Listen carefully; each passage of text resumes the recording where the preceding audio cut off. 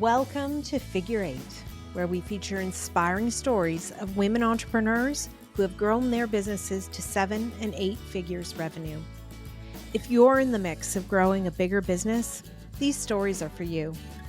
Join us as we explore where the tough spots are, how to overcome them, and how to prepare yourself for the next portion of the climb. I'm your host, Julie Ellis. I'm an author, entrepreneur, and a growth and leadership coach who co-founded, grew, and exited an 8-figure business. This led me to exploring why some women achieve great things. And that led to my book, Big Gorgeous Goals. Let's explore the systems, processes, and people that help us grow our businesses to new heights. If you're interested in growing your business, this podcast will help. Now, let's get going.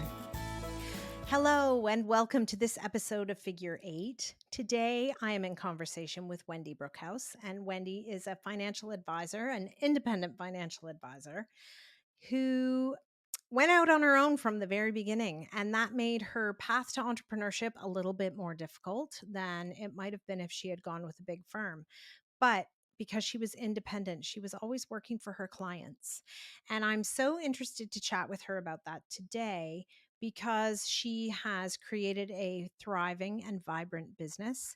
And she has also created a niche for herself as an advisor to women entrepreneurs in particular, and talking about why we should all be growing bigger businesses to get what we really want in life. So welcome, Wendy.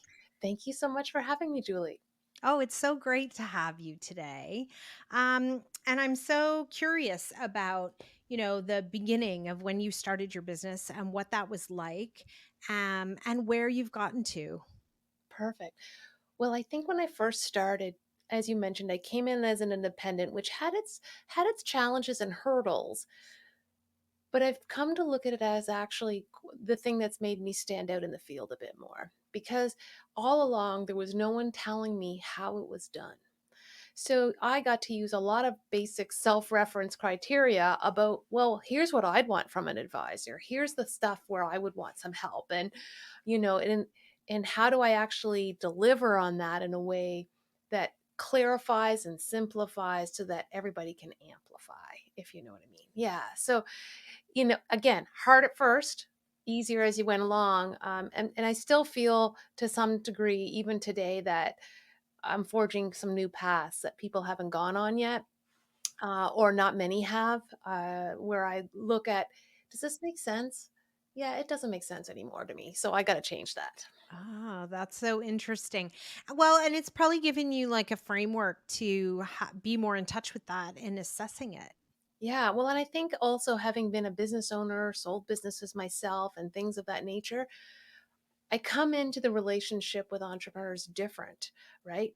And I have been in many coaching programs. So I've learned from other entrepreneurs. I've learned from other great entrepreneurial coaches, and I bring all of that to the table. So they get the financial planning aspect, but they also get business acumen, and they also get this almost like a coaching mentality around money, business growth, etc. That is, I think, vastly different. Hmm. Well, and that kind of aligns with your sort of position that your business is an asset. It Yes. is not a baby. No. And I think, it's very easy. We start businesses because we see a need in the world. Mm. I think inevitably that's the common answer I find from people. They see a need in the world. And so your people are very passionate about meeting that need. Absolutely. And I think I look at that kind of as a bit of our why, right? So that's our purpose, which really is one part of the whole puzzle of that piece, right? So when you think about, do you want to stay a solopreneur? Do you want to grow something? Obviously, if you can grow something, you can have more impact. You become that drop of water that then goes and out and out and out. You have to let go of some stuff to do that, though. You cannot be the center of everything. You cannot become the bottleneck. You have to really recognize, where are my unique abilities? How am I applying that? And then how do I build team to do Hmm. it? Yeah, and I think it falls into those categories of things no one teaches you. And I did a whole series of blog posts on this, like decision Mhm. making, how you make decisions, Yep. especially as your business grows and it feels like, so many more people are depending on you for their paycheck. The weight of the decisions and making the wrong ones starts to just feel quite heavy. And so finding the frameworks and the methods to help you make good decisions is really important. But nobody ever walks into your office and sits down and says, "So, how are you making decisions these days? Is it working for you? Do you need some ideas about frameworks that could help you?" Like, there's no magic person that shows up to ask that. Or even someone who goes, "You're making that decision. Are you making that from the right place?" Right? Because I find I check myself all the time in terms of, "Well, you've been a bit tired lately. Are you making this decision because you're tired? Or do you just need to go have a nap and then come back to this?" Yeah. Or are you stuck in the sprint mentality? And so you're just like trying to rhyme through things. And that's not actually helping either because you're not taking into consideration all of the things you need to make a good, solid decision. I love when people talk about the difference between a reaction and a response, right? And I think what you're alluding to is giving yourself space so that you know, running and getting stuff done isn't helpful if you're not doing the right things. Yeah. It's so true. Yeah. And I think that a lot of times, the role that I can play, I think you play too, is we're actually helping people. Hey, let's get up to the 30,000-foot view and just make sure you're in the right forest. You know, then we can go back down to the ground and decide what you're doing in there. But, are you doing the right things? Yeah, Yeah. And that's where someone really starts coming into their own as the CEO of their business. absolutely. It's having that space, that freedom to think. Right. And I think that's vastly overrated. I think in our society, sometimes, if you're not frantically doing something, well, then you're lazy or you're not productive or what have you. But that time to read, to just sit and think, that's when the really good answers appear. It's true. It's true. And I agree with you that I think we don't value it. And depending on your personality as an entrepreneur, it can be easy to minimize it. I know, I've got one of my co-founders who's a very good friend. She doesn't need to schedule thinking and reading, and it's an integral part of who she is. But Ah, for me, if it's, I needed to start to feel okay with putting it in my calendar and actually doing it. good for you. And I feel like there's these little things, going back to things people don't tell you.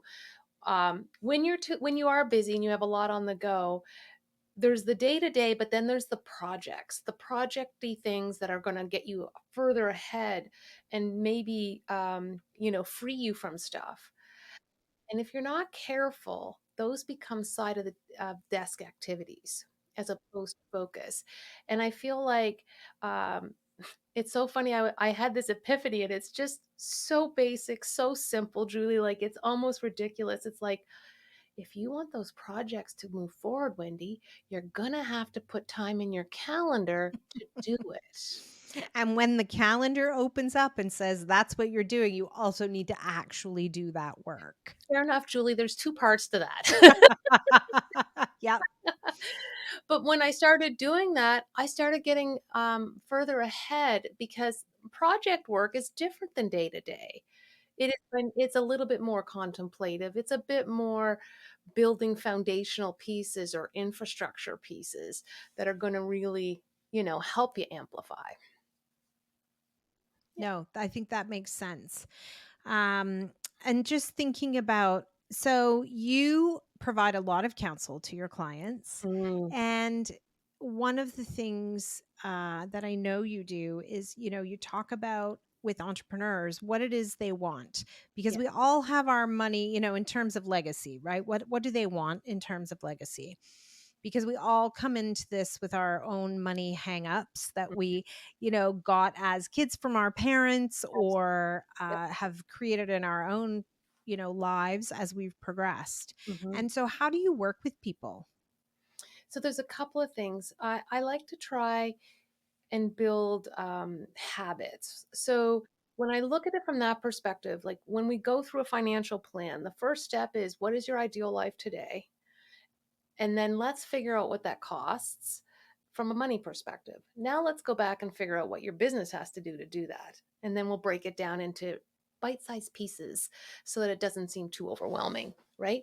And then automate your pay to yourself because the number of entrepreneurs I know who own like, oh, that bill's due. I guess I better pay myself something as opposed to having a system and an automation of the money coming in and going over and then having a whole plan of how you're going to deploy that personally.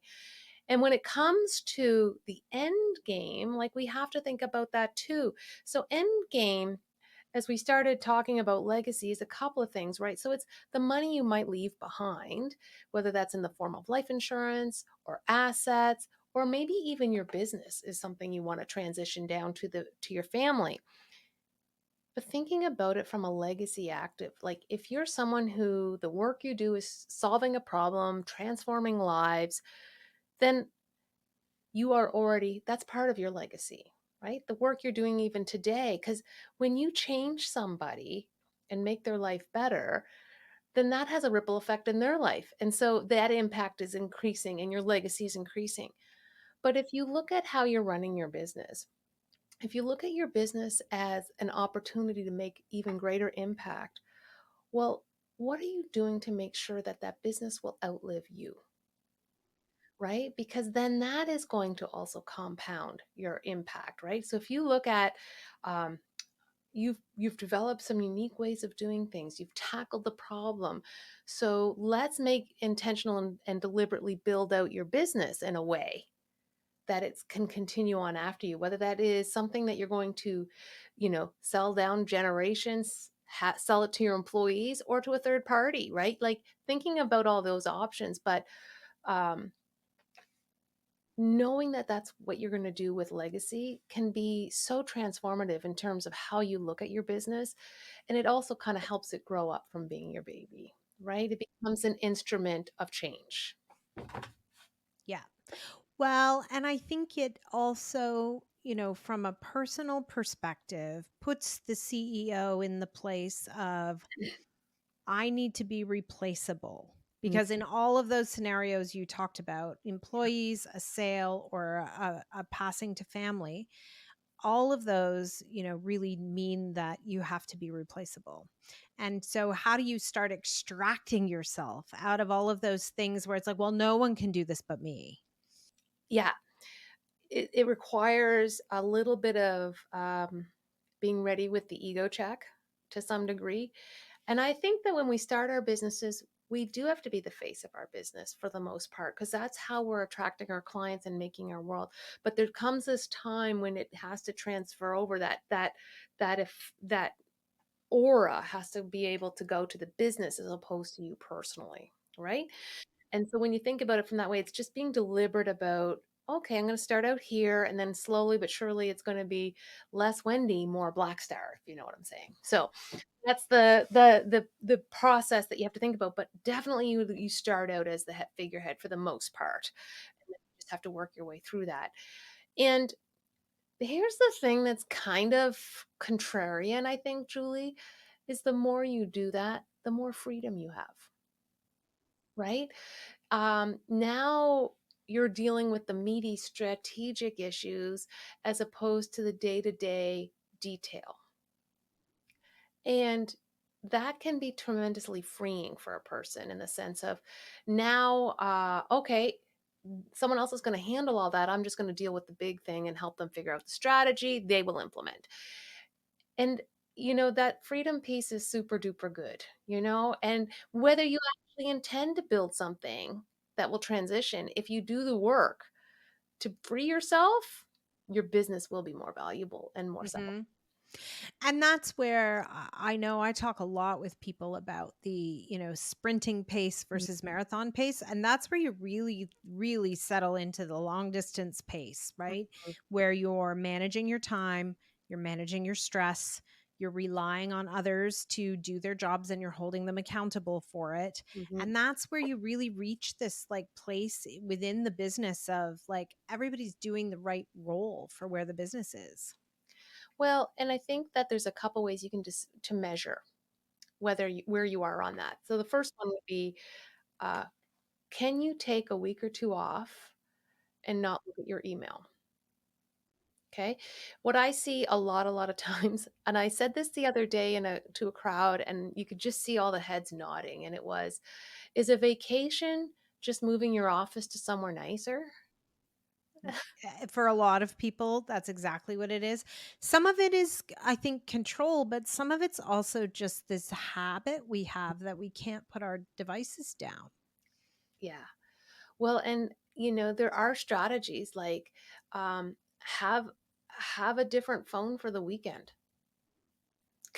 Go old school on that sucker. Don't even get email on it. Do you know what I mean? Like, so you're not put out of office saying, "Hey, I'm away for the weekend. I will deal with this on Monday."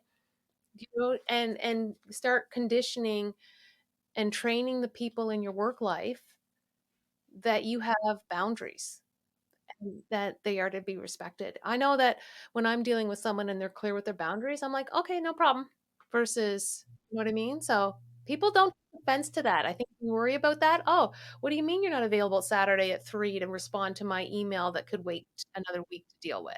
Yeah. Yeah, I know I got to a point when I was a leader with the team where I would put one person in charge Yep. and direct everybody to that person. And then, say to the person on the last day, if it all hits the fan, text me. Yes. And they never would, but it made me feel better. But, that's that was my last Yeah. thing that, I needed to let go of, but I couldn't quite. Yeah, we actually had a special Facebook account for when we vacationed, and because we didn't have it on our names, and we said, "If you need us, post there." Right. So that, if we were still looking at Facebook or whatever, we could go and go, "Oh, they need us," versus even checking our phone for anything. So, that was good. Yeah, it's so funny, but it's true. You've got to figure these things out both for your own long-term health and for the health of the business. Well, and I think if we're dealing with women entrepreneurs too, if you think about it, can you take a real mat leave? Oh, yes. Actually, in one of my episodes with Erica McKay, we had a long conversation about that because she was about to have her second child. Yeah. And so if you were to, I think it's a baby step approach. So it might be, first you take a week off and don't check, see what happens. Maybe it's two, and then start stretching that out more and more to just see how people do. Come back, do a post-mortem. What went wrong? What process do I need to explain or have more better documented?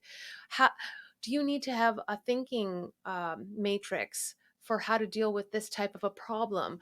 And how can I teach my corporate values or my company values to you to use as a guideline to make decisions, so that I'm not necessarily always needed? Because if you use my values, you will end up probably at the same decision I would have made. Right. Yeah. So it's training, right? So come back postmortem. And I also think that there's another word in there as well that we have to deal with, and that's the guilt word. Yes. Because As women, we're very good at guilt. ah, excellent at it. So I have to deal with this all the time, even with myself, because I feel like the majority of us were brought up in this industrial economy of, we work 9 to 5, and that's how it works. So when we hire people and they work 9 to 5, if I'm not in the office with them, I have to be okay with that. And that requires me overcoming some societal programming I've had since a childhood, right? So even thinking about that piece, it's also coming to realize that when we are entrepreneurs, we are not rewarded for effort and time. We are rewarded for results only. The universe does not care How long? how long we try, how hard we tried. Does not care. And so, it's different. Our employees get rewarded for how hard they tried. Mhm. We only get rewarded if it works. So turning that on its head a little bit, effort is tied to the time and your paycheck versus you only get paid when you're rewarded or when you have an effort and something happen versus yeah. And so it's an interesting mindset shift that you have Mhm. to take as an entrepreneur because we're not in an industrial economy when we are the entrepreneur. How has this work and this sort of coaching piece to what you do helped you grow your own Mm. business? Well, it shows me when I'm on the right track and when I'm on the wrong track for sure. And even if you know what you need to be doing, you still stray at times. So it's really having that ability to recognize when you're off track and being able to kind of reset, have a mulligan, if you will. I always think of the Staples button, as a visual of that. Got to start over again.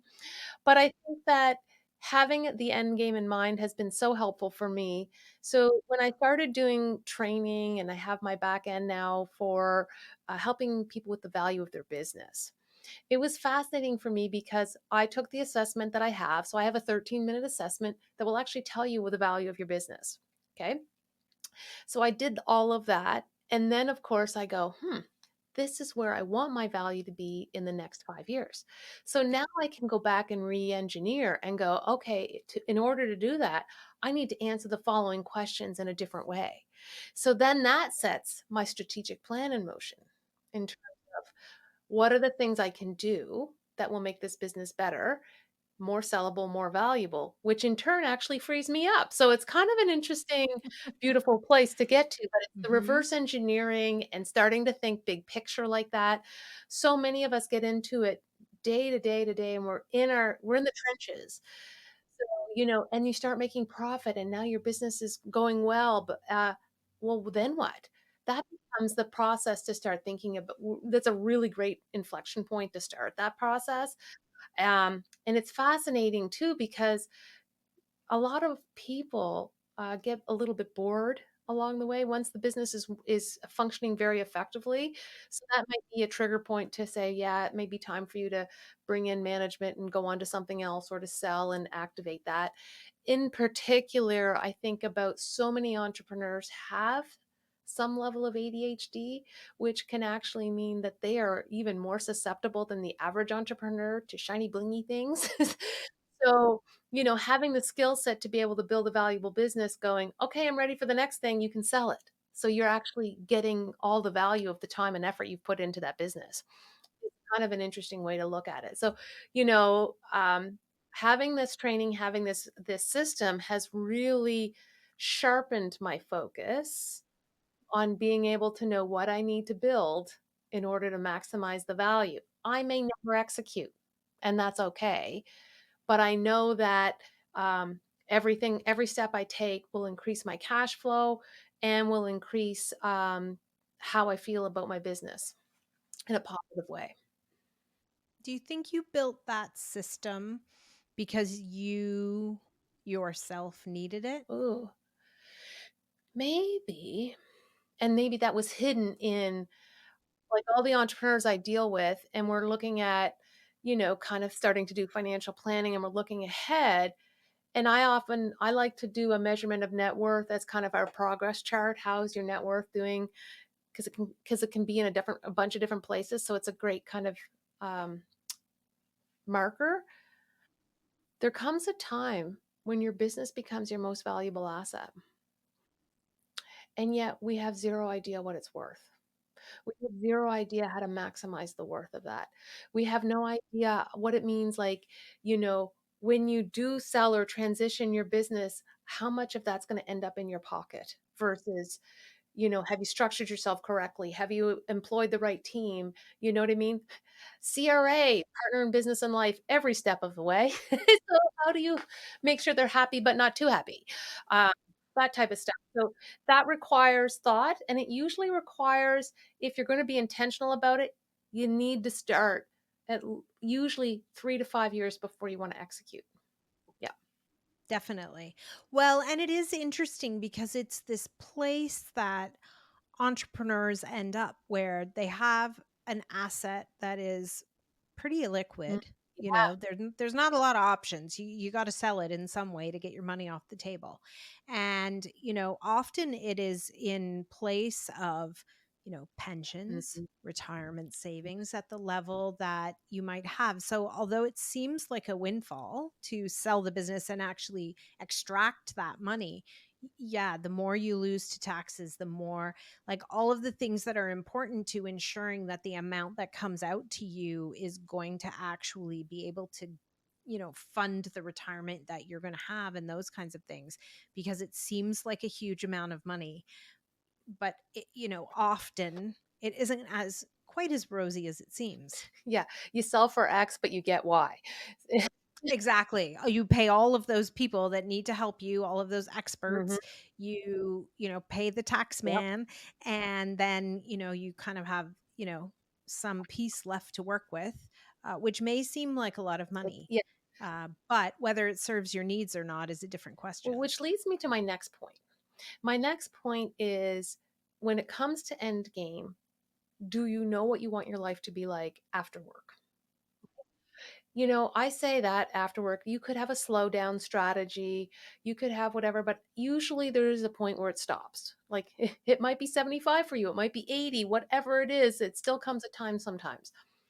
But where I see a mistake that can be made is not knowing how much you need that pile of money to be to fund that. And so, what I have seen happen is people hold on to their business too long, hustle, hustle, hustle, hustle, not knowing they've already passed that line. You know what I mean? Like, so there's a mindset shift that can happen if you know that you have more than enough money to fund your life for the rest of your life. You're going to show up different. You are going to be different. There's going to be this confidence that probably oozes from you that's different than if you're like, okay, I need to make this so I can make payroll. Right. Yeah, Those are two very, very different places to approach from. right. And so when I say that, I want people to actually do the work because here's what I see all the time in the media about retirement. You're going to need X% of your pre retirement income. Okay. Now, I will tell you that the majority of entrepreneurs, if I ask them exactly how much money they make and how it comes out to them, they don't know.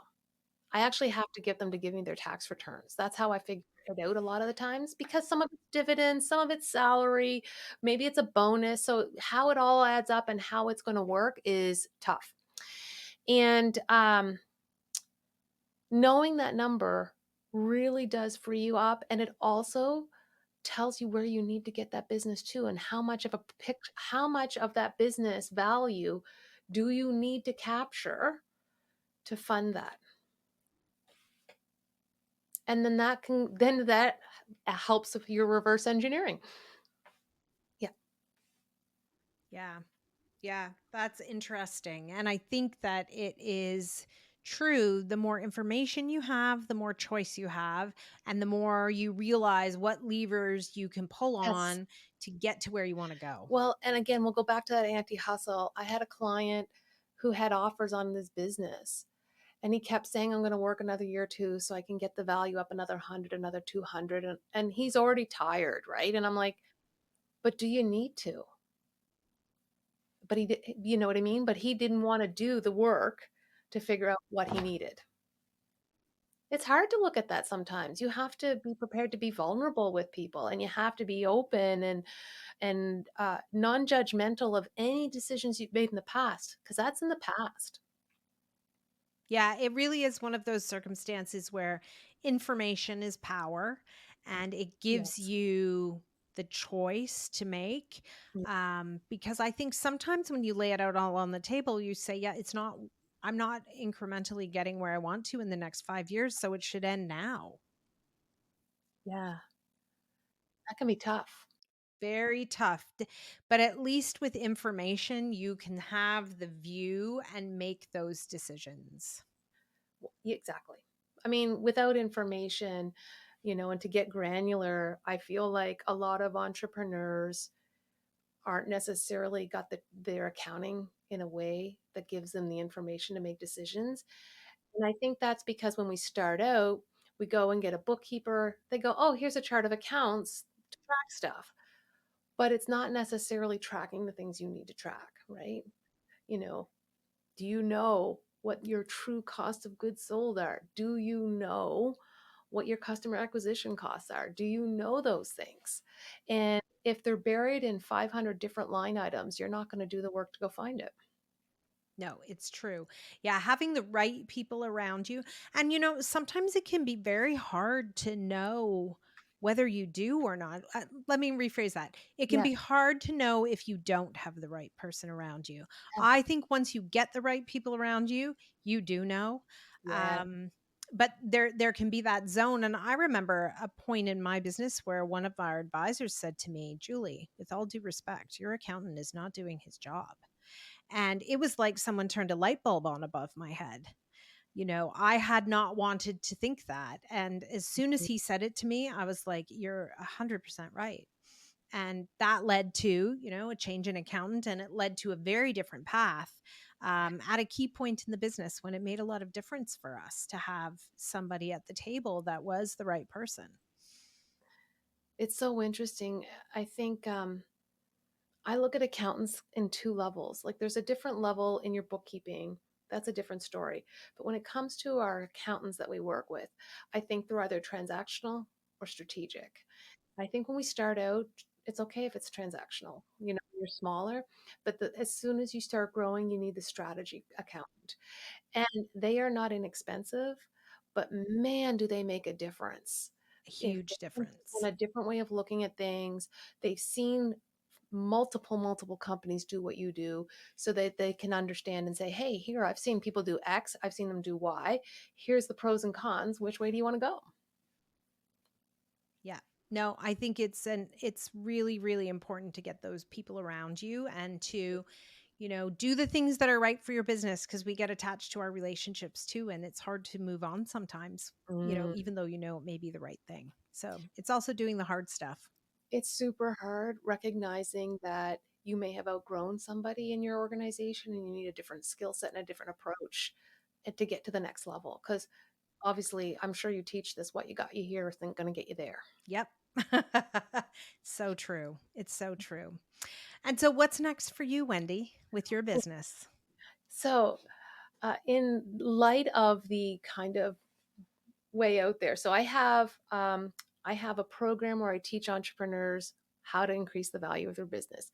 I have a whole program where we help them figure out that end number and all the pieces along the way that they need to achieve to get there. And now, what I'm launching at some point soon is I'm going to call it fixed fee advising. And so, right now, when people say, oh, I'm a fee for service advisor, chances are it's a percentage of your assets. And so, where I was getting the cognitive dissonance, Julie, was around, hey, if you have $1 million, you're probably paying about 10 grand a year for fees or more, depending on what you're invested in. And then you get $2 million. Now it's costing you 20 just for your advisor, not for any of the management of the fees of that stuff. I'm like, are you getting double the value? And that's where I started having the cognitive dissonance that even though my industry is set up that way, it might not be the best way. And so now what I want to do is say, here's the suite of services and what we promised to do. Here's the price for that. And we don't care how many assets you have. That is going to shake the ground. And no one ever likes the idea when I run it by other advisors. Right. And so there's Wendy the entrepreneur coming to the table right there. I Good. think it's the Well, way. I look forward to hearing how that plays out. And you're right, because it's an industry shifter and there will be people who are very opposed to it. Absolutely. Yeah. Oh, well. I know. Again, spoken like an entrepreneur. Good. Well, thank you so much for joining me for this conversation today. I really enjoyed it. And I love your intersection between entrepreneur yourself and also advising entrepreneurs about their wealth and their Mm. finances and how to get the right people around them. So thank you. Thank you, Julie. It was awesome to be here. Great conversation. Take care. I hope you enjoyed today's episode. Please remember to hit subscribe on your favorite podcast platform so you won't miss any episodes. Figure 8 isn't just a podcast. It's a way of seeing the big, gorgeous goals of women entrepreneurs coming to life. If you're interested in learning more, you can find my book, Big Gorgeous Goals, on Amazon anywhere you might live. For more about my growth and leadership training programs, visit www.julieellis.ca to see how we might work together. Read my blog or sign up to get your free diagnostic. Are you ready for growth? Once again, that's www.julieellis.ca. When we work together, we all win. See you again soon for another episode of Figure 8.